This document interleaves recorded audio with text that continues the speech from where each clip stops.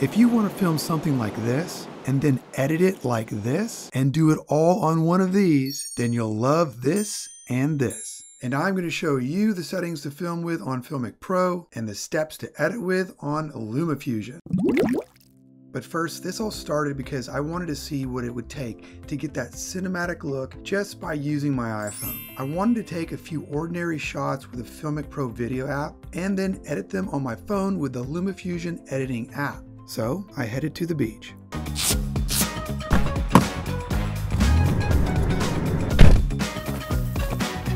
I recorded with Filmic Pro because it's arguably the best video recording app out there on the market. But before filming, I needed to get the right settings that work best to produce that filmic look we're going for. And here are those settings. The first thing we want to do is set our frame rate. To do that, we'll click on this gear icon here and click frame rate. To keep that cinematic look, we want to film at 24 frames per second. However, if you want to film something in slow motion, a little trick is to film here at 60 frames per second. And then when we go to edit, we'll slow it down to 24 frames per second. So let's go ahead and go back to 24 frames, click out of that. And the next thing we want to do is set our shutter speed. So what we do is click on this little broken circle right here, and we have our manual controls now. And on the left here, we can slide up and down. We want to double our shutter speed compared to our frame rate. When we do that, we get that natural looking motion blur. So here at the top is our ISO, and at the bottom is our shutter speed. Since our frames per second is 24, let's double our shutter speed and move till we get 48, and we can just click on it and it will lock. Fantastic. Above that is our ISO. As a rule, we want to keep our ISO as low as possible while still maintaining good exposure. That way you'll minimize data loss. Now, if you're filming in a bright environment, you might consider using an ND filter so that you can keep a lower ISO. If you're filming in 60 frames per second, we'd simply change our shutter speed from 1/48 to 1/120. Next, let's look at our resolution. Let's go back to the gear icon and click on resolution. We have several options for resolution. Our lowest being SD 540p, 720p, 1080, 2K, 3K, and 4K. Let's just set it at the highest possible resolution.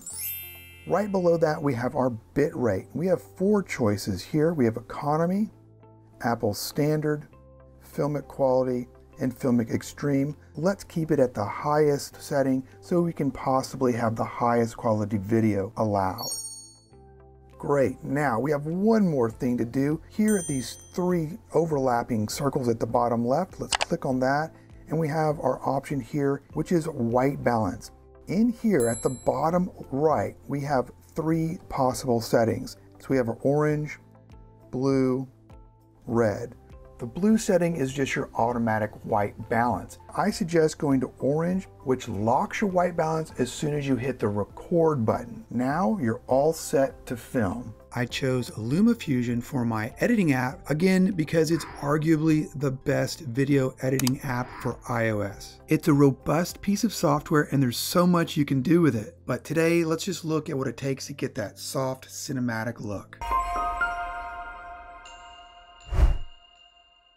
So once we open up the Lumafusion app, we have this display.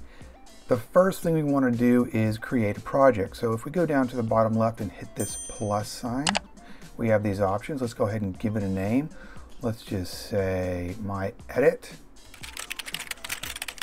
Then we have frame rate. Now you may have recorded in 24 frames per second and 60 frames per second. Instead of basing it on the first video clip that you add, let's put it into 24 frames per second. So click on 24, great. Now the aspect ratio, let's keep this to 16:9. You're already filming in landscape on your phone, most likely. So let's just click on that. Then we'll click this plus button here and we're ready to start editing. So let's just click at the top left here and we have all of these options: photos, music, files, imported, titles, and transitions. I'll click on photos, and then I have my videos down here. Click on videos, and here are our options. Now, depending on what video you want to edit and use first, for example, I'm going to start with this one here. If you click on it, it populates to your display on the right. Now, you have the ability to scrub through here, these yellow bars. This will make your starting and your end points. I'm going to click on that yellow bar. Let's begin right about here. And I'm going to end right about here. And once you have the amount of video that you want to put into the timeline, you can simply hold and then drag it to the timeline. Great, you've got your first clip. Now the next thing you want to do is arrange your clips. Simply go through the same process and put them down. Let's do that real quickly now.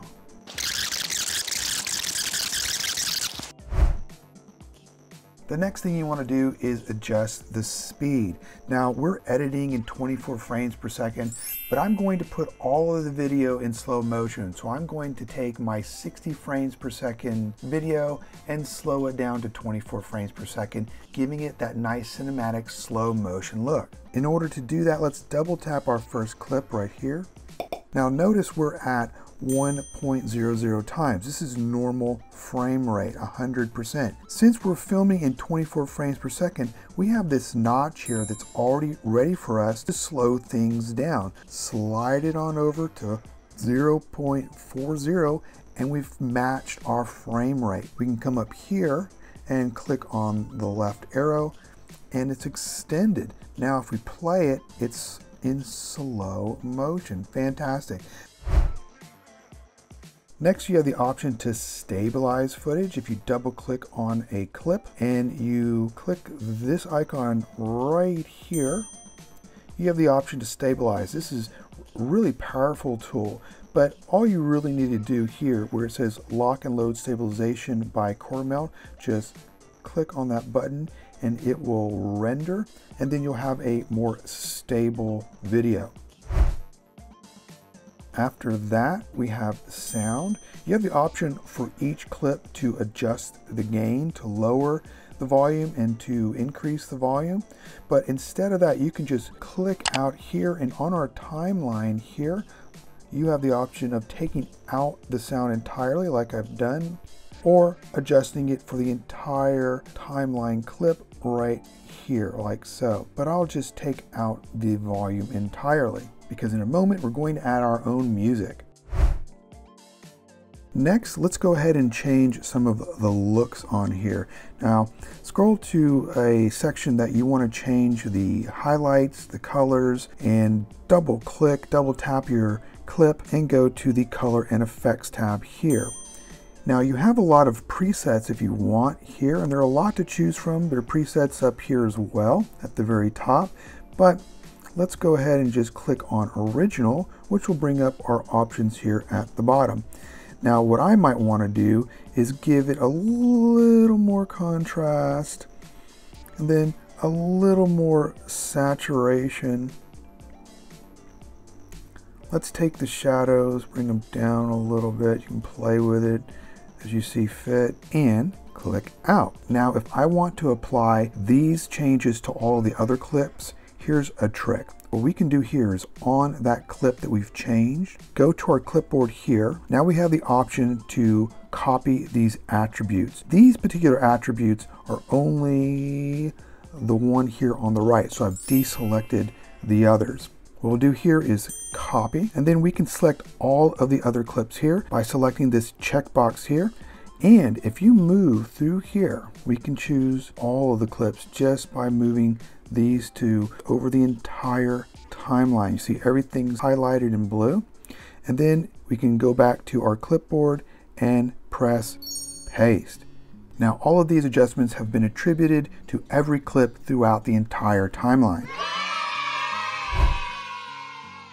Next, we can add a few transitions. If we come back here at the top left, We have an option here with transitions. Click on that.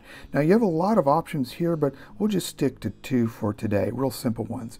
At the beginning, I'll go with a dip. Click on dip, and then you can just click this button right here and it'll automatically add it. So we go black and fade in. Now in between clips, we can use our dissolve. Just click on the dissolve and we can hit the same button and we'll have this dissolve option that you can change. So let's go back and see what it looks like.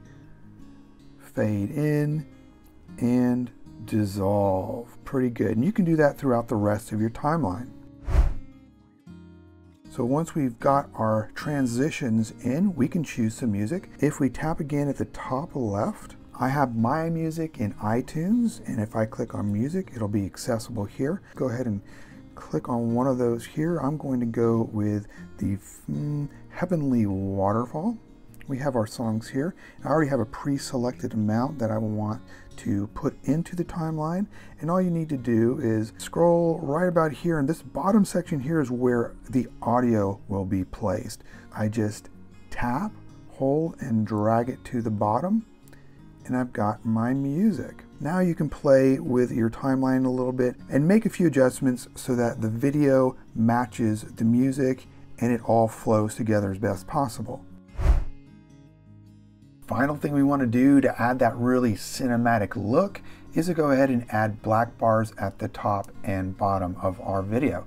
So to do that, what we'll do here is go to your first clip, double click, hit frame and fit right here at the bottom left, and we have our cropping icons here.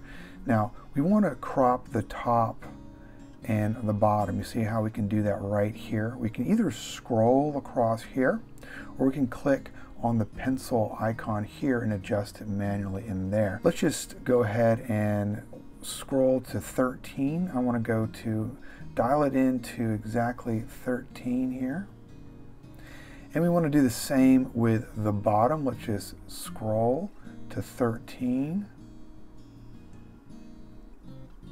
and click the top left and exit out.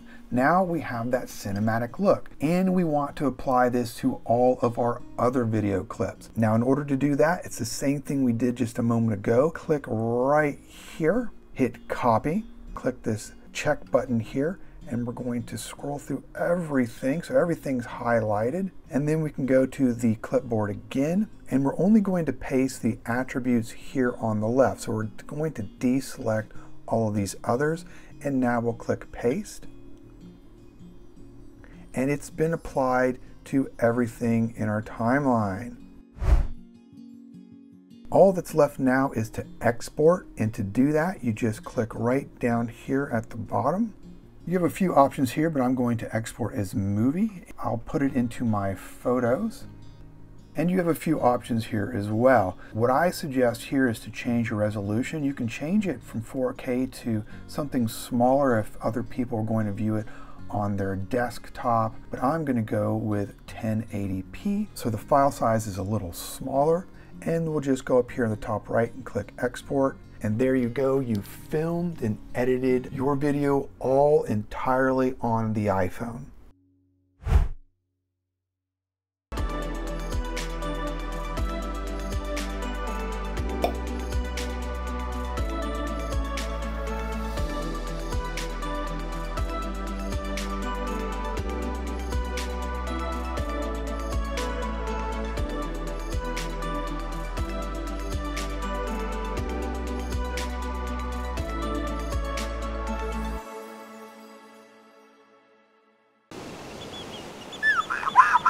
And if you'd like to see more videos like this, go ahead and check these two videos right here. See you there.